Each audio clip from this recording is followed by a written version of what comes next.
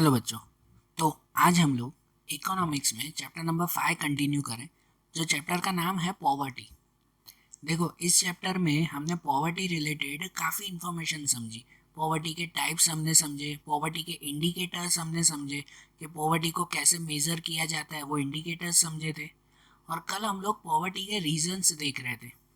Poverty related reasons, क्यों poverty होती है, उसमें हमने हिस्टोरिकल रीजंस देखे थे कि कुछ पहले से ही हुई प्रॉब्लम्स की वजह से, ब्रिटिशर्स की टाइमिंग की वजह से जो पॉवर्टी क्रिएट हुई है, जो अभी तक ख़त्म नहीं हो रही है। कुछ हिस्टोरिकल रीजंस हमने समझे थे और उसके बाद कुछ इकोनॉमिक रीजंस भी हमने समझे। इकोनॉमिक मनी रिलेटेड कुछ रीजंस। आज हम लोग उसके कॉजेस वही कंटिन्यू करें, पॉवर्टी के रीजंस, पॉवर्टी के कॉजेस कंटिन्यू करें, जिसमें दूसरा आगे का पॉइंट आता है, वो आता है सोशल रीजंस। कुछ सोशल रीजंस की वजह से भी पॉवर्टी इंक्रीज होती जा रही है, कि जिसमें सोशल रीजन में सबसे पहला रीजन आता है लो लेवल ऑफ एजुकेशन।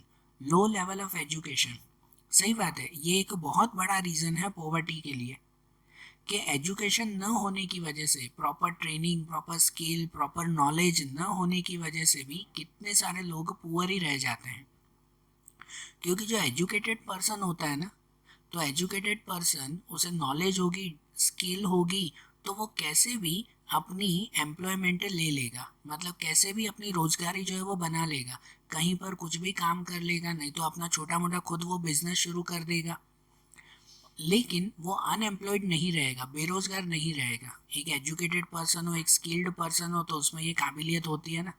और उसके कंपैरिजन में अगर जिसको एजुकेशन नहीं है, जिसको ट्रेनिंग नहीं है, तो वो लोग कभी कोई काम कर पाते नहीं हैं और वो लोग अनएम्प्लॉयड रह जाते हैं, बेरोजगार रह जाते हैं। और बेरोजगार रह जाते हैं मतलब वो पुअर के पुअर ही रह जाते हैं। अब जो लोग एग्रीकल्चर के साथ जुड़े हुए हैं, तो उन्हें मजबूरन एग्रीकल्चर के साथ ही रहना पड़ता है।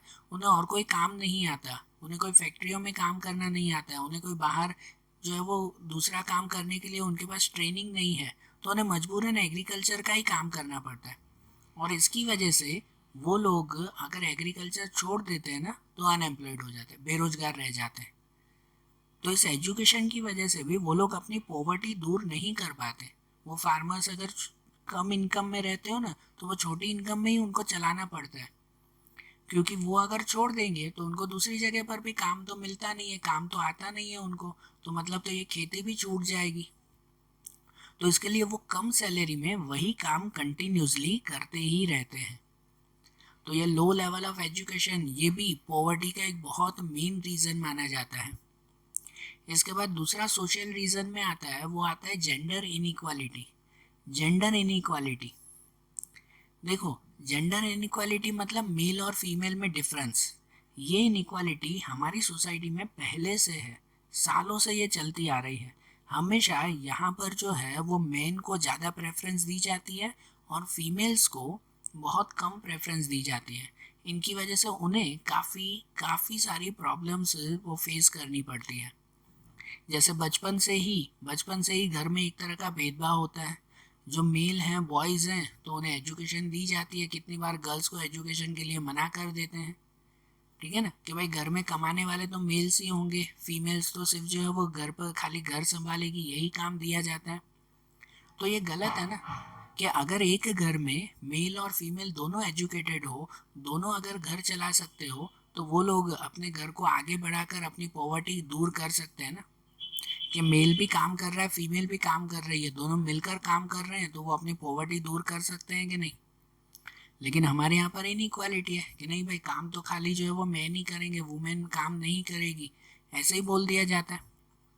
तो जिसकी वजह से घर में भले गरीबी होगी ना, घर में भले ही जो वो पॉवर्टी होगी, पैसे नहीं होंगे, फिर भी वो घर की जो औरतें हैं या घर में जो वुमेन्स हैं उनसे काम नहीं करवाएंगे। उनके साथ हमेशा जो है वो भेदभाव किया जाता है। इनकी वजह से वो पुअर के पुअर ही रह जाते हैं। आज कितनी जगह पर ये इनइक्वालिटी कम हो चुकी है। आज हर फील्ड में वो गर्ल्स, वुमेन्स, वो अच्छी तरह से काम कर रही हैं।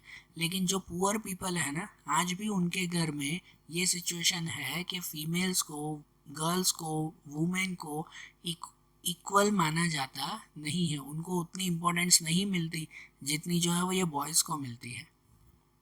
तो ये भी पॉवर्टी का एक रीज़न है। इसके बाद दूसरे आते हैं, वो आता है अदर रीज़न। अदर रीजंस मतलब दूसरे कौन कौन से रीजंस की वजह से पॉवर्टी हमारी कंट्री में ज़्यादा है। तो अदर रीजंस में पहला आता है, वो आता है वॉर।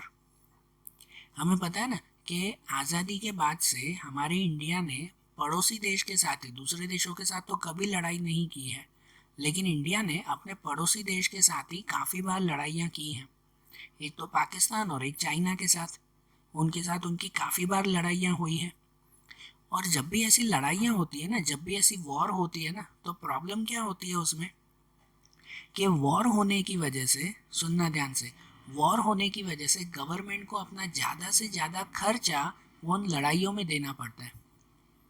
कि इतने बड़े बड़े मिसाइल्स खरीदना, टैंक खरीदना, सभी जो सोल्जर्स हैं उन्हें सैलरी देना, तो उनमें उनको बहुत खर्चा देना पड़ता है। और पूरा देश का ज़्यादातर खर्चा जब उसमें चला जाता है ना, तो फिर देश में गरीबी दूर करने के लिए जो प्रोग्राम्स चलते हैं ना, या गरीबी को दूर करने के लिए जो पैसे सरकार को लगाने चाहिए ना, वो फिर लगा पाती नहीं है।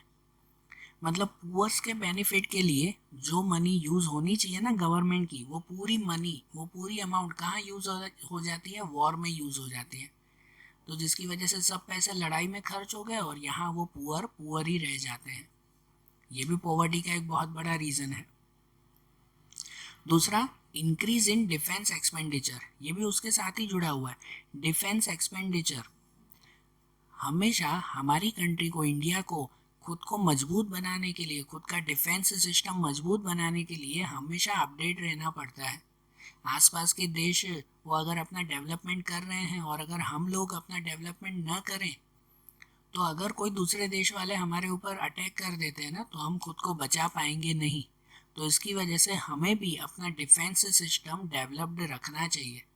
तो इसकी वजह से है ना, सरकार हमेशा हर साल डिफेंस के ऊपर करोड़ों रुपए खर्च करती है। भले कोई लड़ाई हो या ना हो, हम कोई हर साल नहीं लड़ते आसपास के देशों के साथ, तो भले लड़ाइयाँ हो कि ना हो, हमारी सरकार हर साल इतने करोड़ों रुपए खर्च करती है। बड़ी बड़ी मिसाइल्स बनाना, फाइटर प्लेन, टैंक तैयार करना, सबमरीन तैयार करना, शिप तैयार करना, तो इनके लिए कितने सारे रुपए जो है वो खर्च होते हैं। और बात वही कि इतने सारे रुपए जो खर्च होते हैं, तो ये रुपए अगर पॉवर्टी के लिए खर्च होते, लोगों की गरीबी दूर करने के लिए खर्च होते, तो कितना फ़ायदा होता उन लोगों को। लेकिन उनकी गरीबी के लिए ये पैसे खर्च होते नहीं हैं, पूरे पैसे डिफेंस में चले जाते हैं। हाँ ठीक है, वो भी ज़रूरी है। हमारे यहाँ पे कभी टेररिस्ट अटैक हो जाता है, कभी दूसरे देश वाले अटैक करते हैं, तो तब ऐसे मिलिट्री की, इन डिफेंस सिस्टम की ज़रूरत तो पड़ती है ना, ज़रूरी है। लेकिन उनमें जब खर्चा वहाँ पे इंक्रीज हो जाता है ना, तो उसका पूरा इफेक्ट पुअर पर्सन के ऊपर जाता है, उनकी पॉवर्टी भी फिर इंक्रीज होती है। तो ये भी पॉवर्टी का रीज़न आता है ना। दूसरा, डिफेक्टिव पॉलिसीज़, ये एक मेन रीज़न है पॉवर्टी का।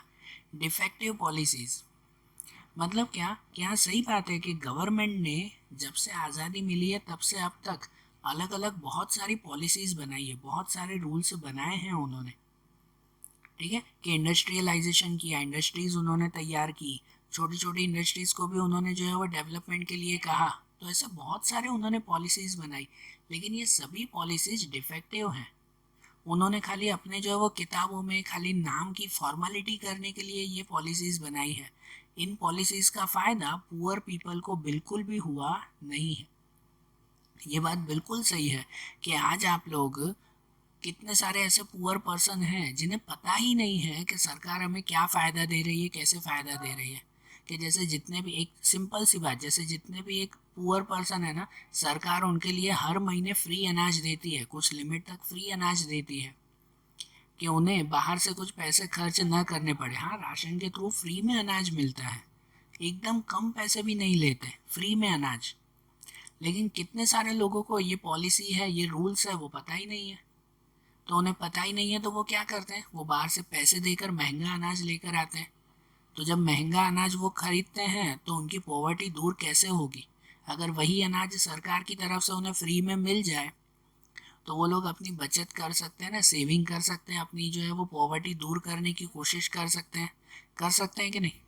तो ऐसी गवर्नमेंट की पॉलिसीज़ हैं, लेकिन वो डिफेक्टिव हैं, वो खाली नाम की पॉलिसी बनी हुई है, लोगों तक इन पॉलिसी का बेनिफिट वो पहुंचा नहीं है।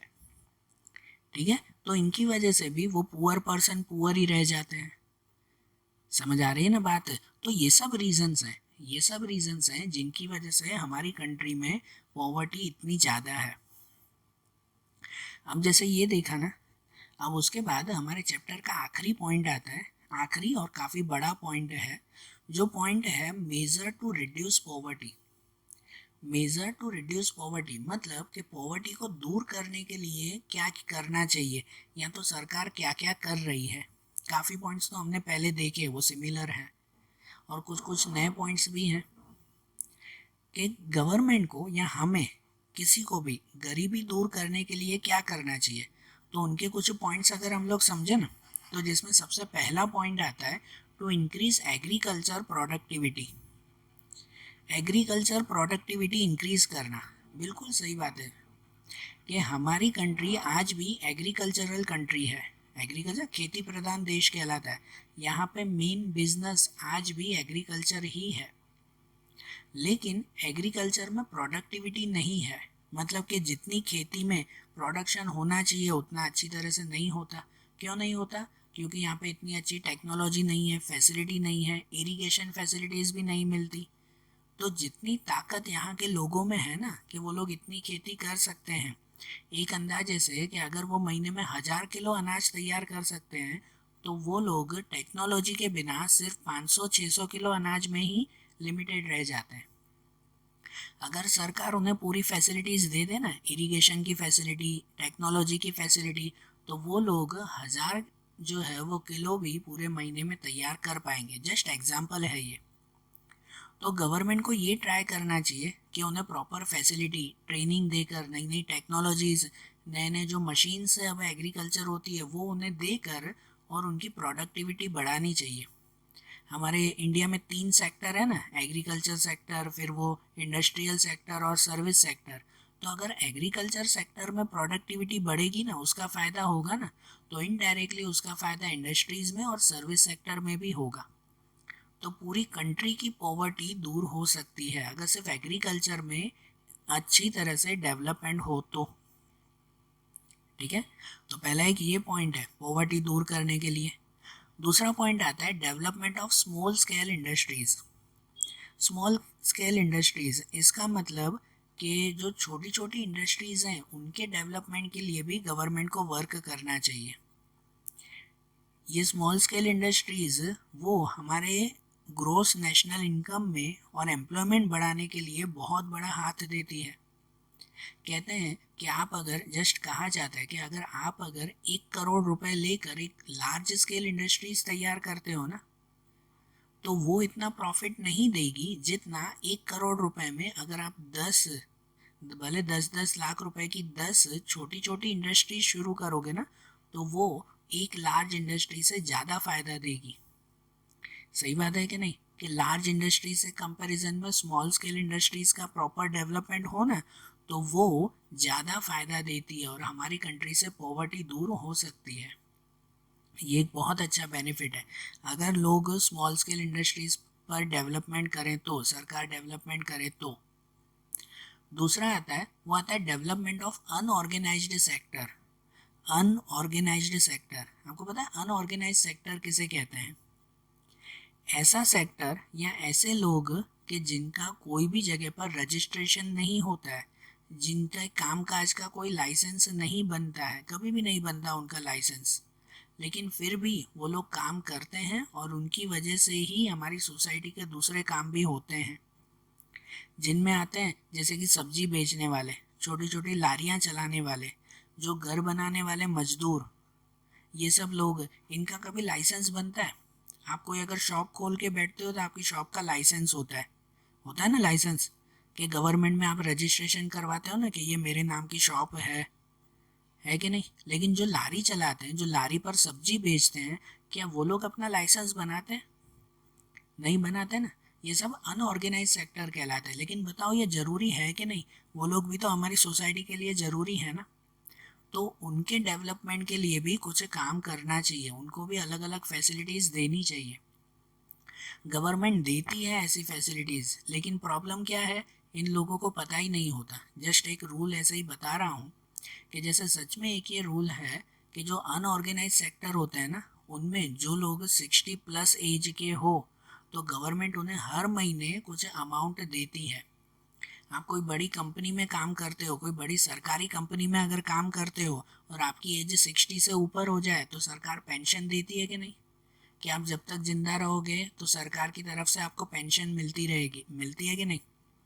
तो ये लोग जो लारी चलाते हैं, इनकी एज अगर 60+ हो जाए तो इनको हक नहीं है कि इनको भी कुछ मिलना चाहिए? क्या ये सरकार में काम नहीं करते तो इनको नहीं मिलना चाहिए ऐसा? सरकार इन्हें भी देती है कि जो 60 से ऊपर एज वाले अगर ऐसे लारी चलाने वाले हो और वो जाकर सरकार को कहे ना, तो सरकार उन्हें भी हर महीने पैसे देती है। ये रूल है, ये नियम है, लेकिन इन नियम का पता ही नहीं है किसी को।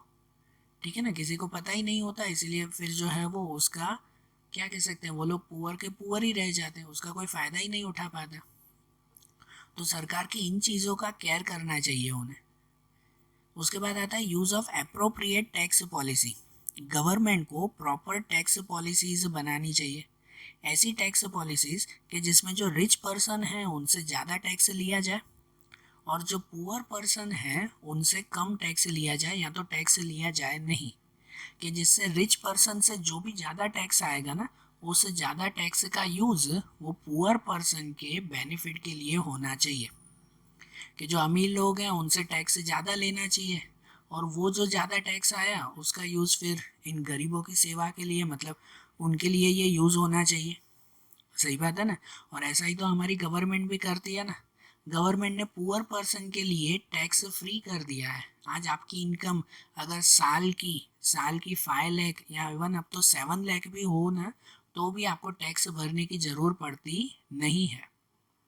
जबकि जो रिच पर्सन होता है ना, तो उनसे गवर्नमेंट ज़्यादा टैक्स लेती है। आपकी जितनी इनकम ज़्यादा उतनी आपसे टैक्स सरकार ज़्यादा लेगी, जितनी इनकम कम तो उतना टैक्स आपसे सरकार कम लेगी।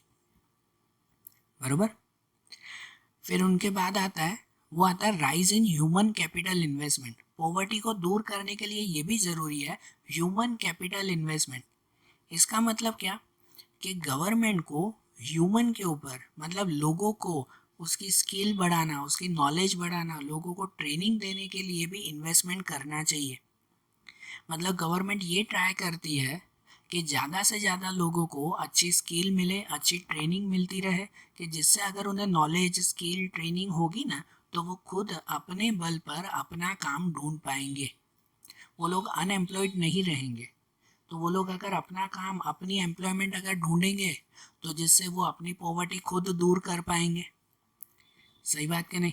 तो इसीलिए ये ह्यूमन कैपिटल इन्वेस्टमेंट के लिए गवर्नमेंट को काम करना चाहिए। जितना लोगों को ज़्यादा ट्रेनिंग देगी, जितना लोगों को जो है वो ज़्यादा स्किल मिलेगा, तो उतना ही उनका डेवलपमेंट भी ज़्यादा होगा। वो लोग अपनी पॉवर्टी खुद दूर कर पाएंगे। हमारा एक मेन रीज़न में से हमने ये देखा था ना कि लोगों को नॉलेज नहीं है, एजुकेशन नहीं है, स्किल नहीं है, तो इनकी वजह से वो लोग अपनी पॉवर्टी दूर नहीं कर पाते। अगर उन्हें ये सब मिले, आज मिलती है। गवर्नमेंट ने पता है कि free of cost computer knowledge देते हैं, कंप्यूटर के कोर्सेज सिखाते हैं। गवर्नमेंट की अगर संस्थाओं में जाओ तो वहाँ पे जो है वो औरतों को सिलाई काम सिखाते हैं, दूसरों को दूसरे अलग अलग काम सिखाए जाते हैं फ्री में, कि जिससे वो लोग इनकी ट्रेनिंग लें और खुद जाकर कहीं पर अपना काम कर सकें। तो इनसे भी पॉवर्टी दूर हो सकती है ना। फिर इनके बाद दूसरा आता है goods and service as reasonable rate. ये भी आता है, हर एक इंसान का ज़्यादा से ज़्यादा खर्चा किस पे होता है, तो उसके खाने पीने पे होता है। और ये ज़रूरी भी है, खाने पीने के बिना तो कोई भी इंसान कुछ काम कर ही नहीं पाएगा। फूड तो सबके लिए ज़रूरी है ना।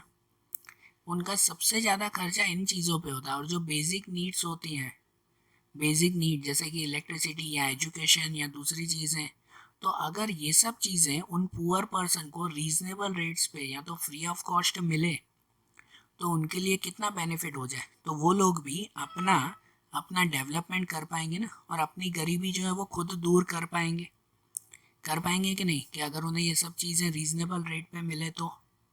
और उन्हें अब गवर्नमेंट देती भी है कि जो पब्लिक डिस्ट्रीब्यूशन सिस्टम है, या जैसे कहो हमारा जो राशन का सिस्टम चलता है, तो राशन कार्ड के अकॉर्डिंग उनके हिसाब से हर एक पुअर पर्सन को महीने की कुछ अमाउंट या कुछ जो है वो क्वांटिटी का अनाज, ग्रेन्स वगैरह उन्हें फ्री ऑफ कॉस्ट दिया जाता है, या तो एकदम कम प्राइस में उन्हें ये चीज़ें दी जाती हैं। एजुकेशन जैसी सर्विस भी अब जो है वो गवर्नमेंट स्कूल में एकदम फ्री ऑफ कॉस्ट है, फ्री में बच्चों को पढ़ाया जाता है। ठीक है, तो ये सब चीज़ें जब गवर्नमेंट उन्हें फ्री ऑफ कॉस्ट या एकदम लो प्राइस में देती है ना, तो वो लोग अपना डेवलपमेंट कर पाते हैं, अपनी पॉवर्टी दूर कर पाते हैं वो लोग। तो देखो, पॉवर्टी को दूर करने के लिए ये सब मेजर्स ज़रूरी हैं। फिर इनके बाद के मेजर्स आते हैं, वो आते हैं एम्प्लॉयमेंट प्रोग्राम्स। ठीक है, अब यहाँ पे ये चीज़ ध्यान से सुनना कि इनके बाद ये चीज़ें आती है एम्प्लॉयमेंट प्रोग्राम्स। गवर्नमेंट ने गरीबी दूर करने के लिए, पॉवर्टी दूर करने के लिए अलग अलग एम्प्लॉयमेंट प्रोग्राम्स बनाए हैं। जिन प्रोग्राम्स के बारे में जाना ना, जिसमें सबसे पहला आता है IRDP। सुनना ध्यान से, IRDP मतलब integrated rural development programme. Integrated rural development programme, उसे IRDP कहते हैं। 2 अक्टूबर 1980 में, 2 अक्टूबर 1980 तब ये शुरुआत हुई थी, जिसका नाम था रूरल डेवलपमेंट प्रोग्राम। मतलब कि गांव के डेवलपमेंट के लिए कि गांव में कोई भी अनएम्प्लॉयड न हो और हर एक फैमिली सेल्फ एम्प्लॉयड बन सके, खुद अपना काम ढूंढ सकें, खुद अपना काम कर सकें। तो इसके लिए उन्हें ट्रेनिंग देना, उनके लिए अलग अलग काम करना शुरू किया था सरकार ने, कि जिससे वो लोग खुद अपना काम कर सकें और खुद अपनी गरीबी दूर कर सकें। देखो, ये सब है ना एम्प्लॉयमेंट प्रोग्राम है। मतलब कि उन्हें जो है वो अलग अलग तरह की क्या दी जाती है, एम्प्लॉयमेंट दी जाती है, या तो उन्हें ट्रेनिंग दी जाती है कि जिससे वो खुद अपना काम कर सके। क्योंकि उन्हें एम्प्लॉयमेंट मिलेगी ना, तो उनकी गरीबी खुद ब खुद धीरे धीरे ख़त्म होती जाएगी। तो ये IRDP प्रोग्राम 1980 में शुरुआत हुआ था और 1999 में इसके साथ जुड़ा था ये SGSY। इसका मतलब कहते हैं स्वर्ण जयंती ग्राम स्वरोजगार योजना। स्वर्ण जयंती ग्राम स्वरोजगार योजना, इसका मीनिंग भी यही कि भाई ग्राम स्वरोजगार योजना, कि गांव में स्वरोजगार मतलब कि सेल्फ एम्प्लॉयमेंट हो, उनके लिए ये स्कीम बनाई गई। अलग अलग प्रोग्राम रखे गए, अलग अलग स्कीम बनाई गई कि जिससे लोगों को ट्रेनिंग मिले और लोग खुद अपनी नौकरी, अपना कामकाज ये ढूंढ पाए। आज इनकी वजह से कितने सारे गाँवों में लोगों को नौकरी मिली है। ठीक है ना, उन्हें ट्रेनिंग दी जाती है, उन्हें नई नई टेक्नोलॉजी सिखाई जाती है। कोई अपना बिजनेस शुरू करना चाहता हो तो गवर्नमेंट की तरफ से उन्हें लोन मिलती है कि जिससे वो अपना काम शुरू करें और अपनी गरीबी दूर करें। ठीक है, इनके बाद दूसरा आता है, वो आता है veg employment scheme. Wages employment scheme, ये भी पॉवर्टी को दूर करने के लिए गवर्नमेंट की एक स्कीम जो है वो शुरुआत हुई थी। ये स्कीम ऐसी थी कि जहाँ पर या तो उन्हें ट्रेनिंग दी जाती थी, और अगर ट्रेनिंग ना मिले ना, तो ट्रेनिंग के साथ साथ जो है वो उन्हें क्या कह सकते हैं कि भाई डायरेक्टली जॉब भी दी जाती थी। जॉब ऐसी कि जिससे जिससे किसी को फ़ायदा भी हो, गांव के लिए फ़ायदा भी हो, और साथ में जो है वो उन्हें एक तरह की नौकरी भी मिल जाए। जैसा एग्जाम्पल कि अगर गांव में कभी जो है वो बाढ़ आ गई, फ्लड आ गया, कभी ड्रॉट अकाल पड़ गया, या और कोई जो है वो नेचुरल कैलिमिटी आ गई, तो उस वक्त पता है काफ़ी सारे लोगों की ज़रूर होती है कि जो दूसरे लोगों को बचाएं, दूसरे लोगों तक खाना पहुंचाएं, उनकी सेवा करें। ऐसे लोगों की ज़रूर पड़ती है कि नहीं? तो गांव में ऐसे लोगों को ये नौकरी दे दी जाती है कि आप लोगों को बचाने का, लोगों की सेवा का काम करो, इसके बदले में आपको पगार भी मिलेगी। तो जिससे एक तरह का वो दोनों तरफ से ये बेनिफिट मिल जाता है ना उन्हें। या तो अगर जो है वो गांव में कोई पक्का रोड बनाना हो, तब उस वक्त ऐसे लोगों को वहाँ नौकरी दी जाती है जो लोग बेरोजगार हो। तो जिससे दोनों फायदे हो जाते हैं ना, कि गांव में पक्के रोड भी बन जाते हैं और जो बेरोजगार होते हैं ना, उन्हें कुछ पल के लिए वहाँ पे नौकरी भी मिल जाती है। तो ऐसे वेज एम्प्लॉयमेंट स्कीम बनाई गई कि जहाँ पे डायरेक्टली उन्हें नौकरी देकर और मजूरी दी जाती है। उसके बाद दूसरा आता है, वो आता है प्राइम मिनिस्टर रोजगार योजना, PMRY। प्राइम मिनिस्टर रोजगार योजना, नाम ही है जैसे कि प्राइम मिनिस्टर के नाम से 90 के डिकेड में ये योजना मतलब कि ये स्कीम शुरू की गई थी। इस योजना के हिसाब से भी लोगों को जो है वो सेल्फ एम्प्लॉयमेंट मिले, लोग खुद अपनी नौकरी ढूंढ सकें, या तो उन्हें नौकरी ढूंढने में हेल्प करने के लिए गवर्नमेंट उनका साथ देती है। ये सब एम्प्लॉयमेंट प्रोग्राम्स है ना, सब में गवर्नमेंट उन्हें हेल्प ही देती है या तो ट्रेनिंग देती है कि जिससे वो लोग अब खुद का एम्प्लॉयमेंट खुद ढूंढ सके। ठीक है ना, ये सब नाम याद रखना। इनके बाद दूसरा, और ये इम्पोर्टेंट, काफ़ी इम्पोर्टेंट, ये वो आता है national Rural Employment Guarantee act, NREGA, national Rural Employment Guarantee act. ये एक्ट 2005 में शुरुआत हुआ था और 2009 में इसका नाम बदल के आगे एम लग चुका था। एम एम मतलब कि ये अब बन गया था Mahatma Gandhi National Rural Employment Guarantee Act. Short में कहो तो MNREGA, MNREGA, ये जो है वो इनका शॉर्ट फॉर्म बना था। इस एक्ट के हिसाब से नाम ही है इसमें गारंटी एक्ट, मतलब रूरल एरिया में जो है वो हर एक पर्सन को कंपलसरी जॉब मिले, इसके लिए गवर्नमेंट ने ये वर्क किया है। सबको गारंटीड वर्क वो सरकार देती है, कोई भी इंसान बेरोजगार नहीं रहना चाहिए।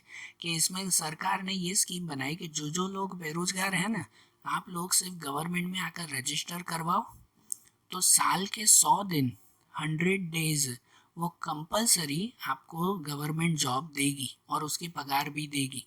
उसकी पगार भी लेट नहीं, अच्छी खासी पगार, और डेली बेसिस पर उन्हें पगार मिलती रहेगी। तो साल के 100 दिन गारंटीड नौकरी देना ये सरकार ने शुरुआत की थी। और इनके बाद है ना, इनके बाद क्या कहते हैं हम लोग कि अगर 100 दिन के बाद बाकी के जो दिन हो उसमें अगर किसी को जॉब चाहिए या किसी को काम करना है, तो सरकार एक कार्ड बना के देती है उन्हें।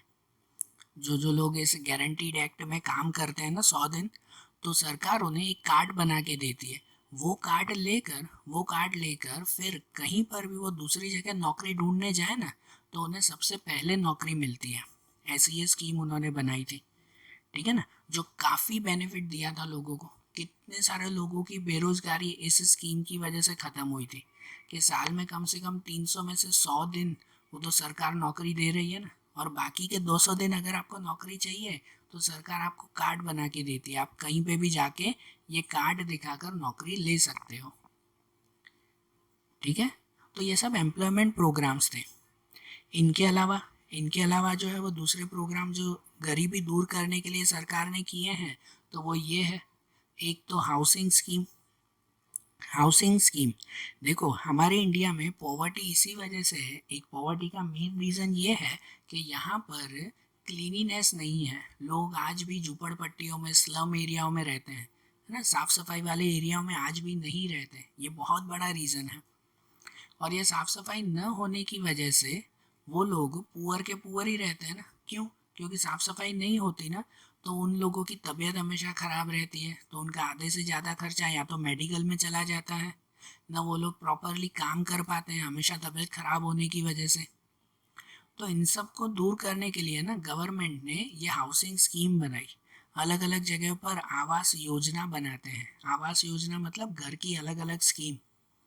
इस स्कीम के हिसाब से पुअर पर्सन को एकदम लो प्राइस में उनको घर दिया जाता है, पक्का घर, सब फैसिलिटीज़ के साथ पूरा घर दिया जाता है, कि जिससे वो लोग एकदम कम प्राइस में, जिनमें लोन भी सरकार की तरफ से ही मिलती है अगर वो उनको लोन चाहिए तो, एकदम कम प्राइस में उन्हें ये चीज़ें घर बना कर दिया जाता है कि जिससे वो लोग वहाँ पे रहें, पक्के घर में एकदम साफ सफाई के साथ पर रहें, और जिससे वो लोग सबसे पहले अपनी हाइजीन की ध्यान रखें, मतलब कि अपनी क्लीनिनेस पे ध्यान रखें, और आगे चलकर वो लोग अपनी पॉवर्टी धीरे धीरे दूर करें।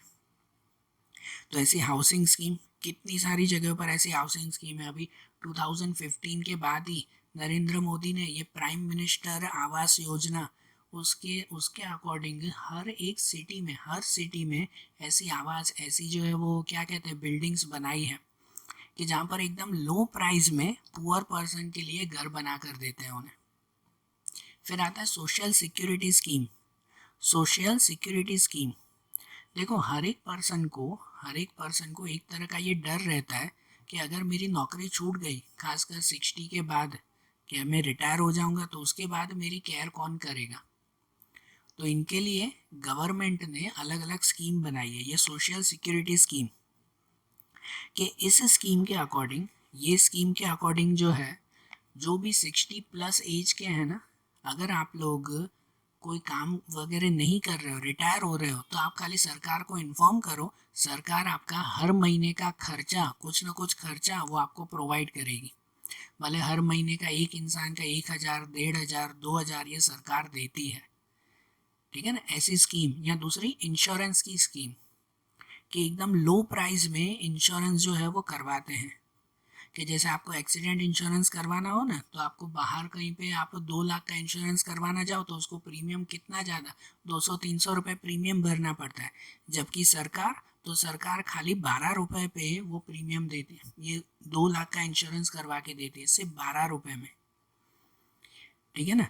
इसके अलावा दूसरा, आपका लाइफ इंश्योरेंस प्रीमियम अगर करवाना हो तो वो भी महीने के सिर्फ 300 रुपये के प्रीमियम के हिसाब से आपका लाइफ इंश्योरेंस प्रीमियम भी सरकार करवा के देती है।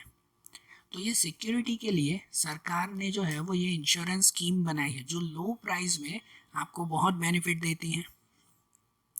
या दूसरा वो आता है जनधन योजना। पता है जनधन योजना के पॉवर्टी को दूर करने के लिए और लोगों को जो है वो बैंकिंग की नॉलेज देने के लिए नरेंद्र मोदी ने 2014 में ये जनधन योजना शुरू की थी।